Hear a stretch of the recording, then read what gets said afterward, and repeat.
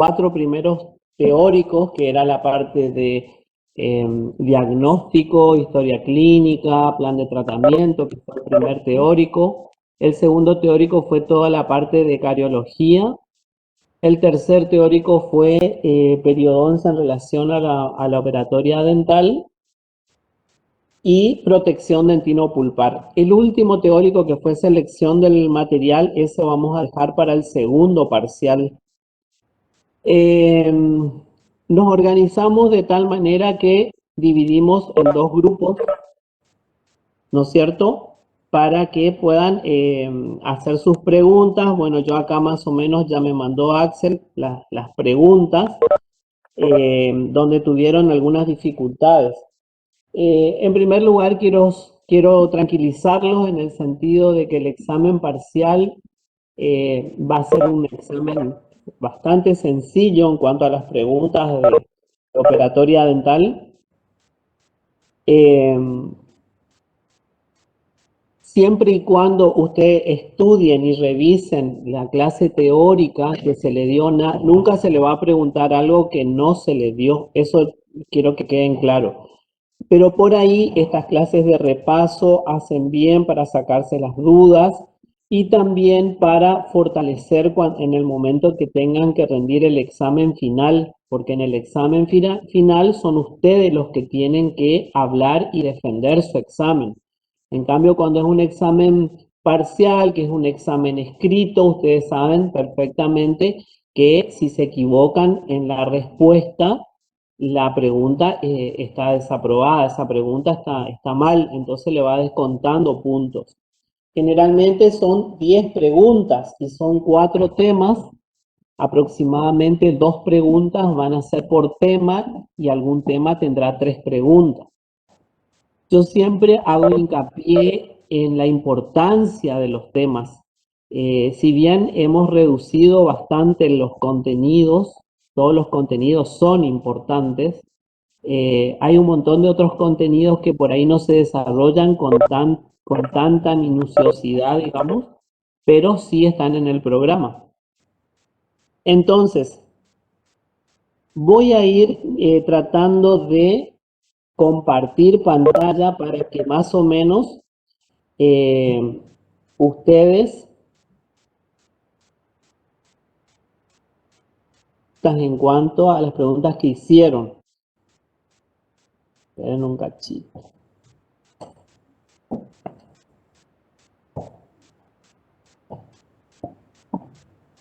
¿Se alcanza a ver? Sí, doctor, se ve bien. Bueno, perfecto. Una de las preguntas que hicieron en el grupo o que le llegó a Axel era el sistema IGDAS. Lo importante digamos, de lo que sea caries, por supuesto, cuando nosotros tomamos un examen tanto parcial como final, siempre el tema que les toque hablar, siempre es importante que sepan la definición, la clasificación, que sepan, digamos, saber desarrollar el tema en forma ordenada, ¿no es cierto? Bueno, supongamos que ustedes ya están sabiendo lo que es la definición de caries. Dentro de la definición y de la clasificación, ustedes saben que para clasificar a las lesiones van a tener varios sistemas. ¿Sí? Tienen el sistema, la clasificación de Black, que es la que va a localizar a la lesión, pero que está en relación con la cavidad que van a hacer ustedes, que es la que más se utiliza en realidad. Clase 1, clase 2, clase 3, clase 4, clase 5. Después tienen la de Moon, clasificación de Moon. La clasificación de Moon, ustedes saben también que están relacionada con la de Black, que no se puede separar una de otra, pero que en la de Moon lo que van a hacer es localizar a la lesión y saber la evolución de la misma. O sea, no solamente el sitio donde se localiza la lesión de caries, sino también la evolución, es decir, el grado de evolución que tiene esa lesión en las distintas etapas. Y le hago toda esta introducción para que ustedes tengan en cuenta que IGDAS Es un sistema internacional para la identificación, o sea, es una clasificación más para valorar a la caries o para observar a la lesión de caries en sus distintos estadios. El comité IDA recomendó el uso de un explorador de punta redondeada o sonda para la detección de caries que se usa cuidadosamente a través de la superficie dental para analizar la pérdida de integridad de la superficie del esmalte. ¿Por qué les parece?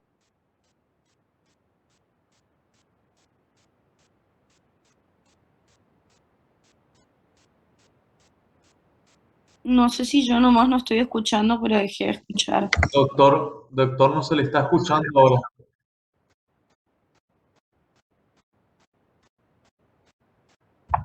Capaz se le desactivó el micrófono. Sí, esperen un ratito, chicos, yo ahí le aviso.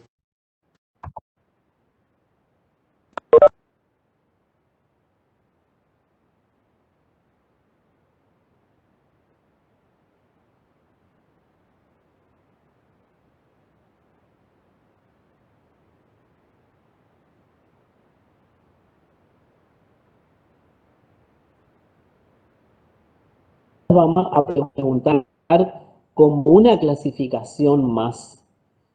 No es digamos, algo muy importante en cuanto a contenido se refiere, pero sí es importante que ustedes sepan que es una clasificación más. Y este cuadro es el que mucho no le quedó muy claro.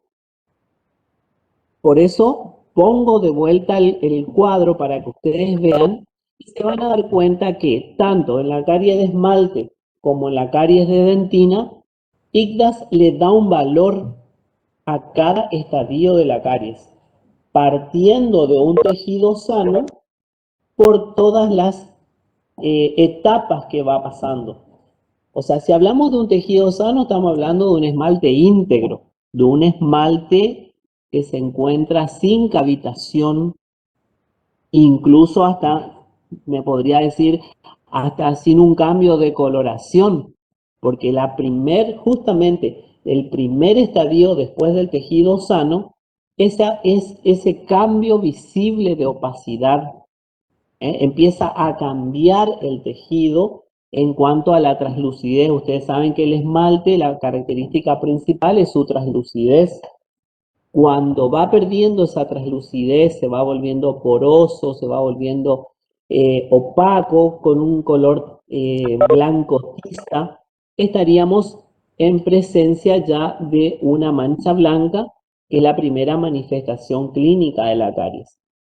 Entonces va pasando por los distintos estadios y si ustedes miran rápidamente el cuadro, habla ya de una cavidad extensa, habla de un tejido sano, habla de opacidad, habla de cavitación del esmalte localizada, habla de una sombra oscura subsuperficial, una cavidad distinguible y una cavidad extensa.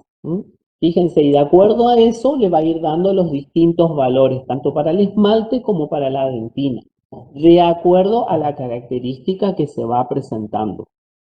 Por supuesto que el valor 0 va a ser para un tejido sano. Cuando ya hay pérdida de opacidad, ya estaríamos en un valor de 1. Y después tenemos no solamente la opacidad, sino cambios visibles en cuanto al secado, y se va tornando de una coloración blanco a marrón, porque es una lesión que se está tornando, se va remineralizando y va cambiando de color, hasta pasar a una caries de dentina con los valores 4, 5 y 6 de acuerdo a la extensión. Pero lo importante que ustedes sepan es que IGDAS es una clasificación de tipo internacional donde se basa más bien en la observación, y que si tiene que utilizar un instrumento para poder ayudarse a la observación, va a utilizar un explorador de punta redondeada y no aguda, y que va a clasificar a las lesiones de acuerdo a los estadios, desde un tejido sano pasando por caries de esmalte y caries de dentina. Con que ustedes sepan eso es más que suficiente. Después tenemos este otro cuadro que también habla, ¿no es cierto?, de extensión de la lesión, pero en cuanto a no solo el diagnóstico, no solo el diagnóstico, en este cuadro va a resumir, digamos, lo que sería el sistema ICTAS con el sistema que también se ensambla con la clasificación de Moon, donde habla de estadios y de localización de la lesión, pero está relacionando con el tratamiento que nosotros vamos a realizar de acuerdo al tamaño de la lesión. Por eso habla de un estadio 0, donde ya tenemos una lesión activa, dice sin cavitación, pero esto porque está ensamblado, no parte de un tejido sano, digamos, donde hay una mancha blanca ya y el tratamiento sería la remineralización o el sellador y el monitoreo constante. Y fíjense que en el estadio 4 ya habla de una restauración indirecta donde le falta de 5 superficies del diente, le faltan 4. Entonces estaríamos hablando de una restauración del tipo rígida donde vamos a realizar ese tipo de tratamiento para devolver a la pieza los tejidos perdidos. Pero bueno, eso es, con que sepan eso es más que suficiente, que sepan la definición de caries, que sepan los distintos tipos de clasificación, cómo se relacionan, es más que suficiente. Dentro de otras preguntas hablaban de qué son las restauraciones normogingivales. Este tema es con respecto a la relación de la operatoria con la periodoncia. En este caso, si yo digo normogingivales, ¿qué le parece a ustedes que podría ser? Estamos relacionando el tejido gingival con nuestra preparación cavitaria. Ese margen gingival o altura gingival, estamos relacionando con nuestra preparación cavitaria. Entonces, voy a ver si encuentro la diapositiva, pero quiero que queden claro que no es tan complejo acá. Altura gingival de una preparación. Dice que es la relación existente entre el límite gingival o cervical de la cavidad y la encía de la pieza dentaria. O sea, que ustedes pueden encontrarse que esa preparación cavitaria esté por debajo del margen gingival, entonces estaríamos presentes a una preparación subgingival.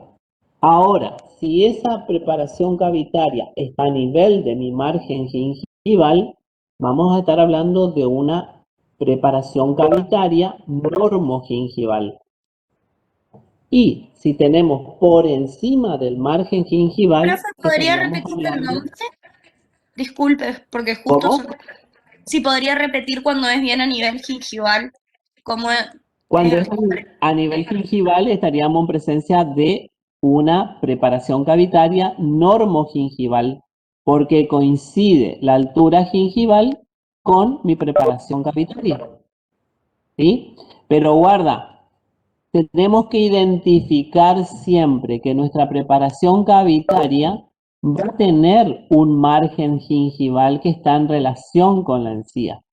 Eso es lo importante, porque ustedes pueden tener una preparación cavitaria que en su extensión tenga el margen gingival de la preparación, quizás sea subgingival.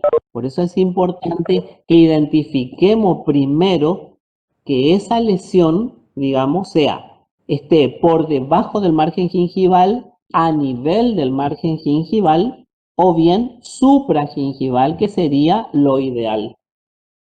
Lo ideal sería tener preparaciones supragingivales.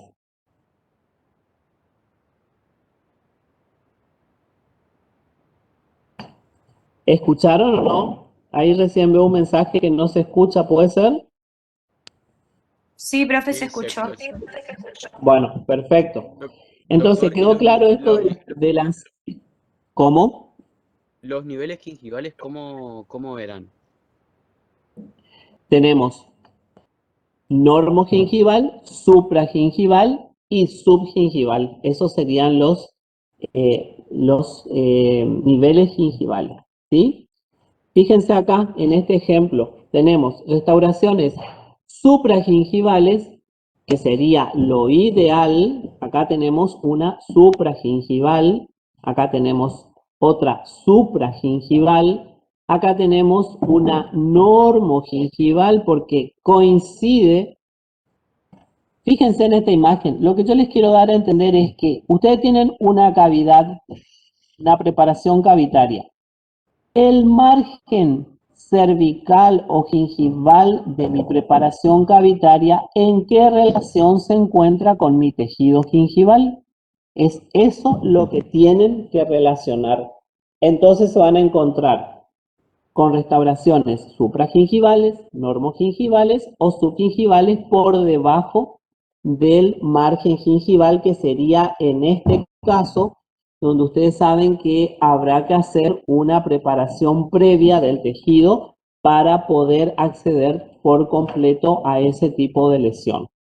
¿Quedó claro? Profe, Sí, profe. ¿Está? Bueno. Después, dentro de otras de las preguntas, dice margen de seguridad de penetración de las toxinas. Cuadro de los porcentajes. Eso sería protección dentino-pulpar. Sí. A ver. Vamos a la diapositiva.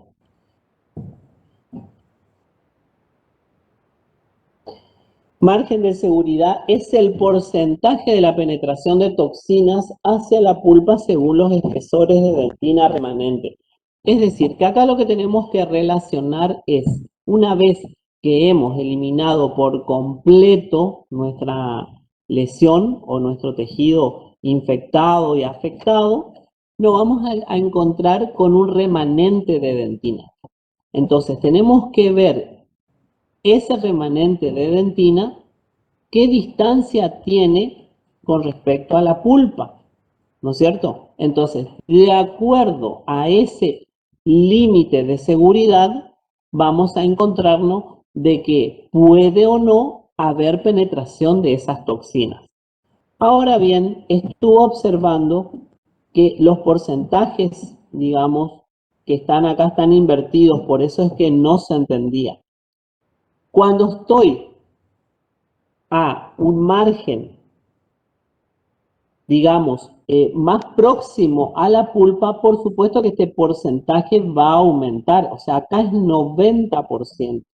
90% del 0,5, porque estoy más cercano a la pulpa con mi preparación cavitaria y tengo más posibilidades de que las toxinas penetren a tejido pulpar. Eso quiero que quede en claro. Y cuando estoy a 2 milímetros tengo menor o escasa o cero posibilidad de que las toxinas penetren al tejido pulpar. Así que ese porcentaje no lo entendieron porque está invertido. Este 90 es en el 0,5 y el 75 es en el 1 milímetro. Y me parece bien que hayan identificado el error porque significa que han estado mirando. Entonces, esto es usar un poquito la lógica nomás. Cuando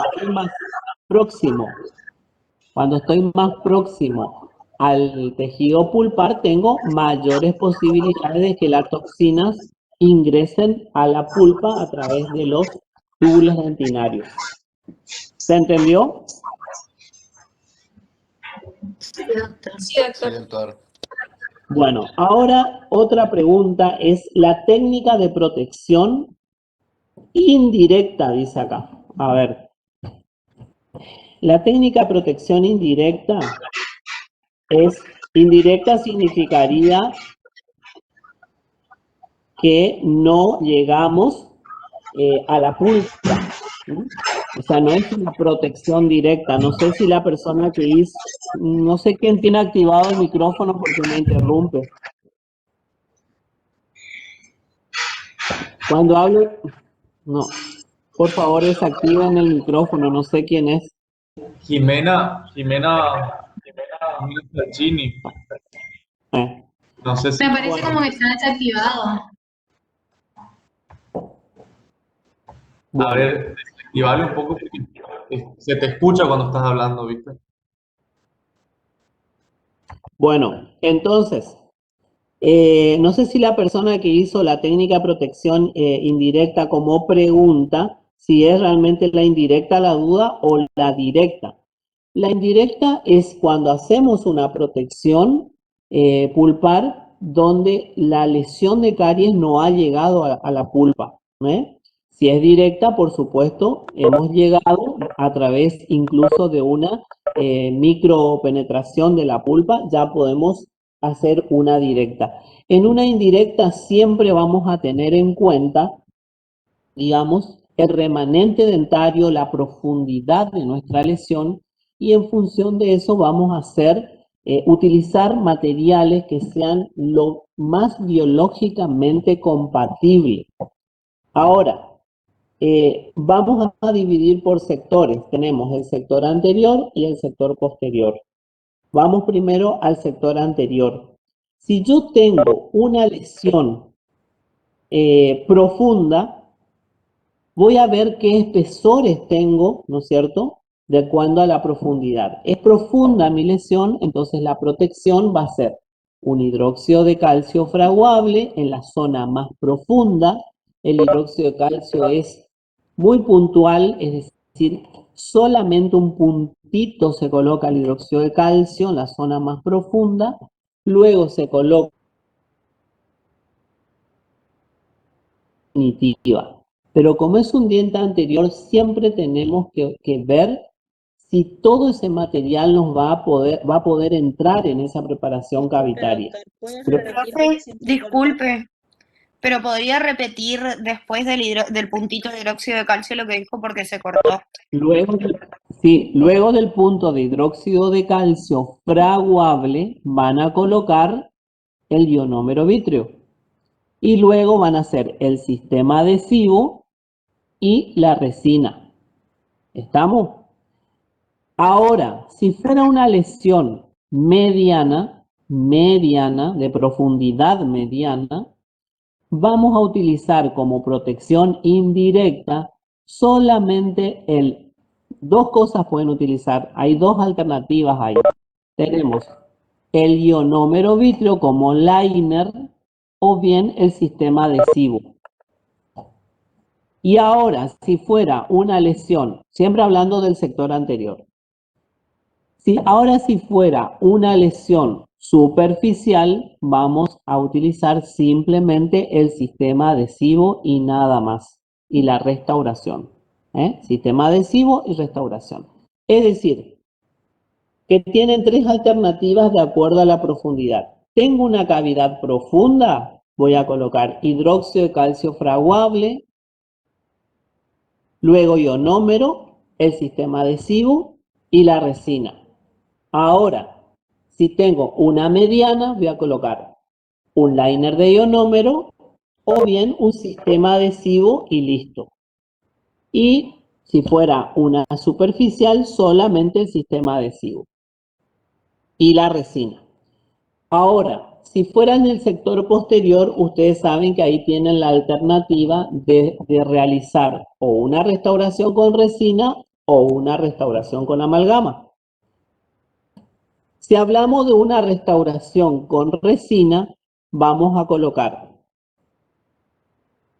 si es cavidad profunda, hidróxido de calcio fraguable en la zona más profunda, bien puntual, luego el ionómero vítreo. Voy a hacer barniz de copal en las paredes y restauro con una amalgama. Ahora, tienen la alternativa que si van a hacer con una amalgama, también pueden colocar hidróxido de calcio fraguable, óxido de zinc-eugenol reforzado, barniz en las paredes y restauración con amalgama. Ahora, si fuera una resina compuesta, van a colocar, si es profunda, hidróxido de calcio fraguable, ionómero vítreo como base y la restauración con resina.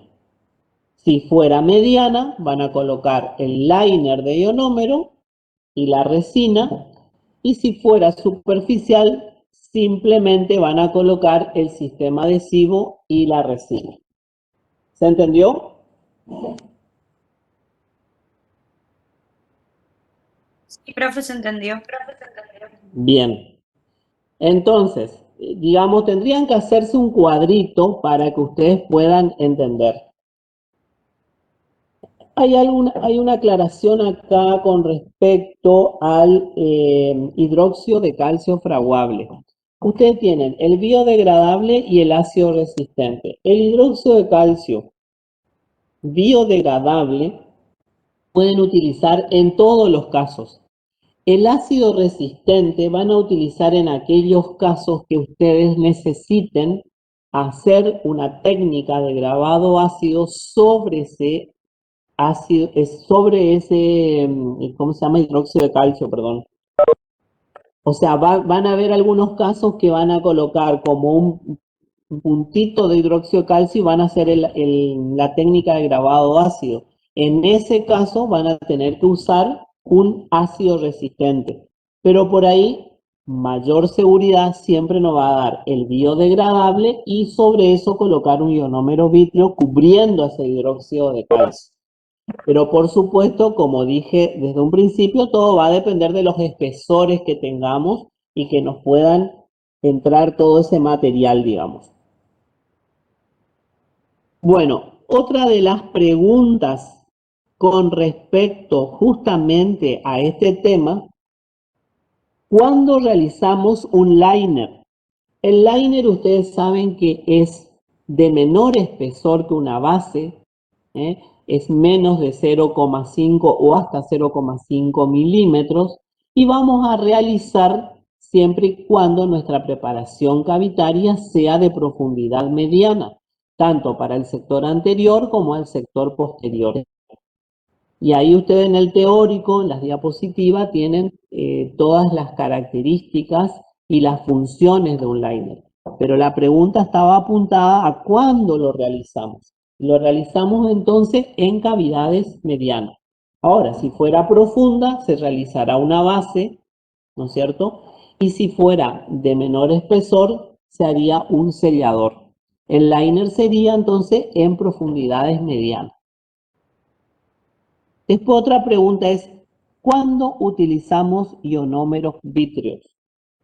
En el caso de operatoria dental vamos a utilizar. Si hablamos de usos en general, ustedes saben que tienen una clasificación de ionómeros. El tipo 1 es de cementado, el tipo 2 es de restauración.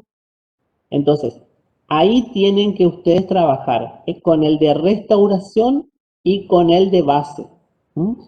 Ese tipo de ionómero es el que ustedes van a utilizar. Van a utilizar como sucedáneo de dentina, realizando protecciones dentinopulpares como liner de ionómero o bases de ionómero.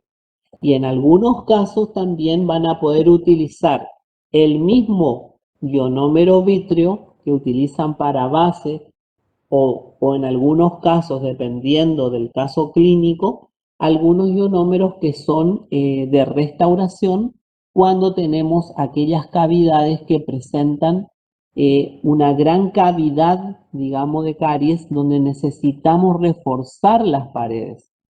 Y en ese caso lo utilizamos como sucedáneo de dentina. ¿Qué les quiero decir con eso? Que hay que recordar siempre la función del ionómero vítreo. ¿Cuál es la función principal del ionómero vítreo? La función principal o la propiedad fundamental es la liberación de flúor y también su adhesión química a las estructuras dentarias.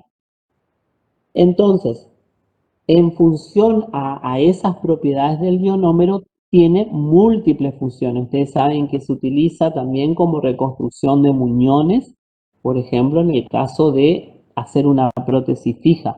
Pero por eso les digo, la función que a ustedes les interesa va a ser como base y como sucedáneo de dentina. Con que ustedes sepan eso que es el área de operatoria dental es suficiente. Van a utilizar entonces como liner, como base y como sucedáneo de dentina. Generalmente, ustedes saben que existe el ionómero de autocurado y el ionómero de fotocurado. El ionómero, por ahí el de fotocurado nos da mayor seguridad en cuanto a su resistencia, ¿sí? Ustedes saben que el ionómero tiene excelentes propiedades mecánicas, no tiene estética, entonces es un material que lo vamos a utilizar casi siempre en combinación con otros materiales. Ahora, si yo tengo un ionómero de auto y un ionómero de foto, lo que tengo que tener cuidado es, mejor si tengo el de foto, porque si tengo que hacer una técnica de grabado ácido sobre ese ionómero, por ahí el ionómero de auto no tiene la resistencia que tiene el ionómero de foto curado.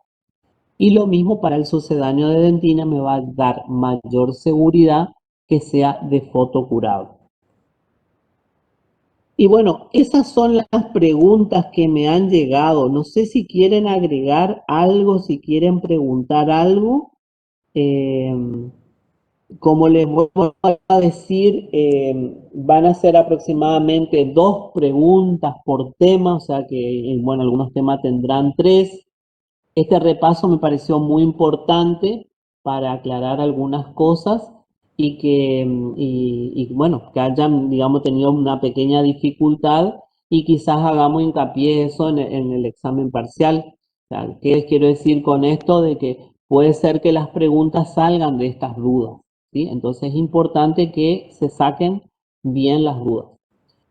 No sé si quieren hacer alguna otra pregunta que no me hayan mandado, me dicen.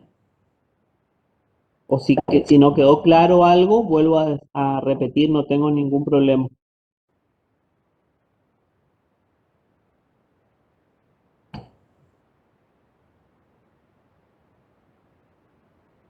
Hola, ¿se escucha? Toda ¿Están? la parte de ergonomía y aislamiento también entra. Les digo algo, eso es con respecto a las clínicas virtuales, ¿verdad? Los que estuvieron desarrollando con los docentes, ¿sí? Sí, eso digo. Exacto.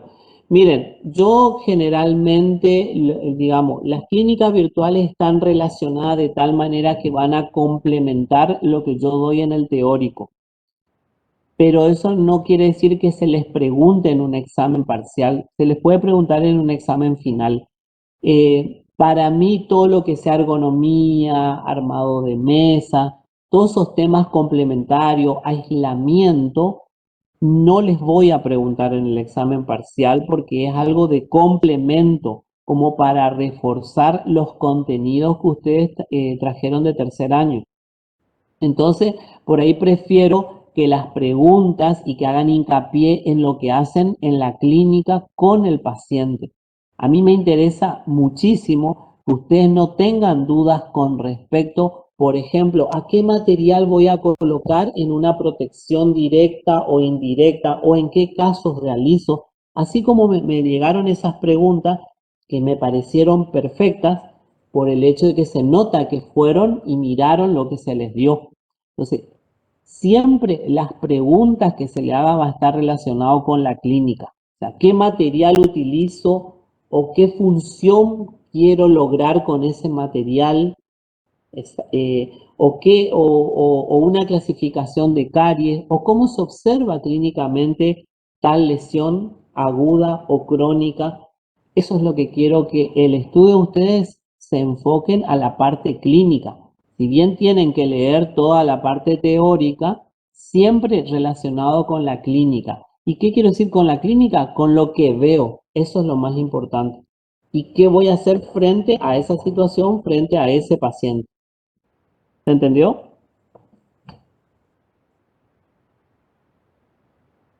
Sí, profe. Entonces serían 4 temas nomás. 4 temas son, los 4 primeros exámenes parciales, teóricos.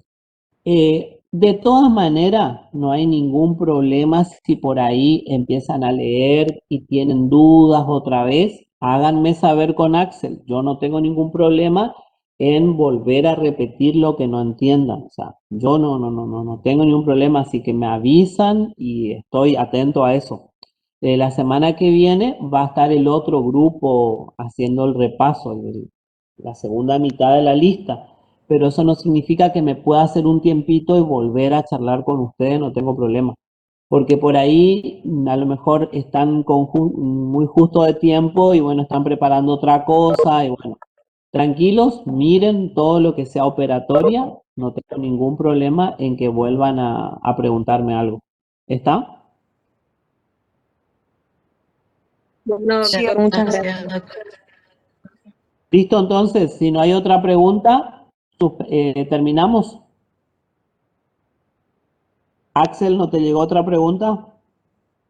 No, doctor, esas son todas las preguntas las que le mandé.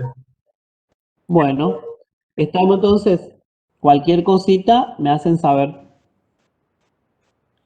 bueno, doctor, muchas Listo. gracias. Bueno, que tengan un lindo día. Nos vemos entonces. Gracias, doctor. Chao, chao. Hasta luego.